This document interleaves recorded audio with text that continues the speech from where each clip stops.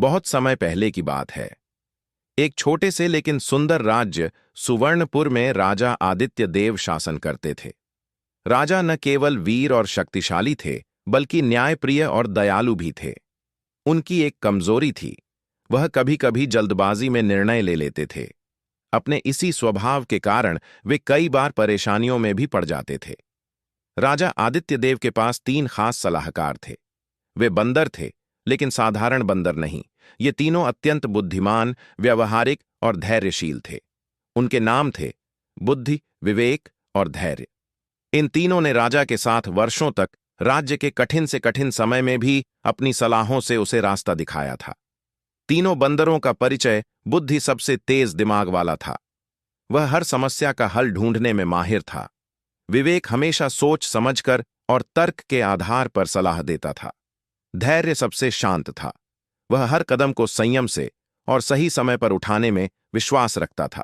राजा आदित्य देव इन तीनों पर अत्यंत भरोसा करते थे, लेकिन कभी कभी अपने राजा होने के गर्व में वह इनकी सलाह को नजरअंदाज कर देते थे। एक दिन दरबार में एक अनजान व्यापारी आया। उसने भारी चांदी की थाली में कुछ चमचमाते पत्थर रखे और राजा को प्रणाम कर कहा, महाराज, आपके राज्य के उत्तर दिशा में स्थित घने जंगल में एक विशाल खजाना छिपा है। मैंने अपनी आंखों से वहां चमकते हुए स्वर्ण मणि देखे हैं। राजा आदित्य देव की आंखें चमक उठीं। खजाने की कल्पना से ही उनका मन प्रसन्न हो गया। उन्होंने तुरंत सैनिकों को बुलाया और आदेश दिया, अभी उसी समय जंगल की ओर प्रस्थान करो और वह खजाना ढूंढकर मेरे पास लाओ। उसी समय तीनों बंदर बुद्धि, विवेक और धैर्य दरबार में आ पहुंचे।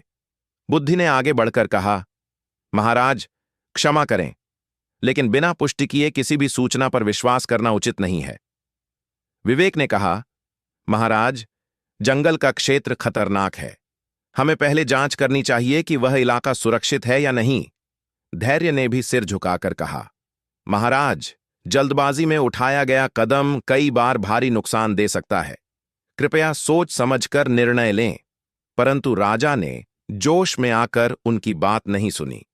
उन्होंने सैनिकों को तुरंत जंगल भेजने का आदेश दे दिया। सैनिक आदेश पाकर जंगल की ओर कूच कर गए। लेकिन जब वे जंगल के भीतर घुसे तो वहां का दृश्य भयानक था। चारों ओर घने पेड़, जंगली जानवर, दलदल और जहरीले कीड़े मौजूद थे। कुछ सैनिक जख्मी हो गए, कुछ घायल होकर वापस लौट आए। राजा आदित्य देव को जब यह खबर मिली तो उनका सिर शर्म से झुक गया। उन्हें अपनी गलती का एहसास हुआ। उन्होंने तुरंत बुद्धि, विवेक और धैर्य को बुलाया और कहा, मैंने जल्दबाजी में निर्णय लेकर बहुत बड़ी भूल की है। मैं तुम तीनों से क्षमा चाहता हूं। तीनों बंदरों ने मुस्कुराकर कहा, महाराज, समझदार वही है जो अपनी गलती स्वीकार करे। आइए, अब इस काम को सही तरीके से करें। अब तीनों बंदरों ने मिलकर एक योजना बनाई। बुद्धि ने कहा, हमें पहले योग्य सैनिकों की एक छोटी टुकड़ी भेजनी चाहिए जो इलाके का निरीक्षण करे। विवेक ने कहा, हमें नक्शा बनाना चाहिए और खतरनाक जगहों को चिन्हित करना चाहिए। धैर्य ने कहा, हमें बिना जल्दबाजी के सावधानीपूर्वक कदम बढ़ाना चाहिए। राजा ने इस बार उनकी बात मानी। एक छोटी टुकड़ी जांच करने के लिए भेजी गई। कई दिनों की मेहनत के बाद सैनिकों ने एक सुरक्षित मार्ग ढूंढ निकाला और खजाने का सही स्थान भी खोज लिया। आखिरकार खजाना महल में लाया गया। उसमें सोना, चांदी, बहुमूल्य रत्न और पुराने शास्त्रों की दुर्लभ प्रतियां थीं। राजा आदित्य देव ने इस खजाने का उपयोग राज्य की भलाई के लिए किया। उन्होंने नए स्कूल, अस्पताल और कुएं बनवाए। राज्य में हर ओर समृद्धि फैल गई। राजा ने तीनों बंदरों को राजगुरु की उपाधि दी और घोषणा की कि अब से हर बड़ा निर्णय लेने से पहले वह बुद्धि, विवेक और धैर्य से सलाह लेकर ही आगे बढ़ेंगे। सुवर्णपुर राज्य अब पूरे देश में अपने ज्ञान, समझदारी और समृद्धि के लिए प्रसिद्ध हो गया। दूर दूर से लोग वहां आकर बसने लगे। राजा आदित्य देव और उनके 3 समझदार सलाहकारों की जोड़ी हर किसी के लिए आदर्श बन गई। बुद्धि ने राज्य में शिक्षा का प्रचार प्रसार करवाया, विवेक ने न्याय प्रणाली को सुदृढ़ किया और धैर्य ने सामाजिक एकता और सहिष्णुता को बढ़ावा दिया। एक दिन राजा आदित्य देव ने दरबार में तीनों बंदरों के सम्मान में एक विशेष सभा बुलाई। उन्होंने कहा, मैंने सीखा है कि जो व्यक्ति बुद्धि से सोचता है, विवेक से निर्णय लेता है और धैर्य से काम करता है, वही सच्चा विजेता बनता है।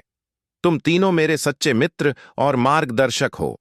तीनों बंदरों ने सिर झुकाया और कहा, महाराज, जब तक आप ज्ञान, न्याय और धैर्य का पथ नहीं छोड़ेंगे, आपका राज्य हमेशा खुशहाल रहेगा। और इस प्रकार सुवर्णपुर राज्य में सदा के लिए सुख, समृद्धि और शांति बनी रही।